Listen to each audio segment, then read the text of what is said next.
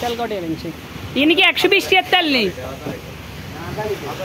তুই আধা লিটার আনো গা তুমি 120 টাকার তেল আনবে এটা আমার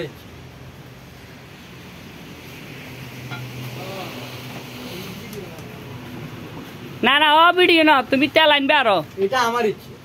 ইনো কয় টাকার তেল আনছো এত ডিয়ারা না কই ব্যামেনে কত বলে তেল আনছি ক টাকার আনছো তেল আনছি না কি 70 টাকা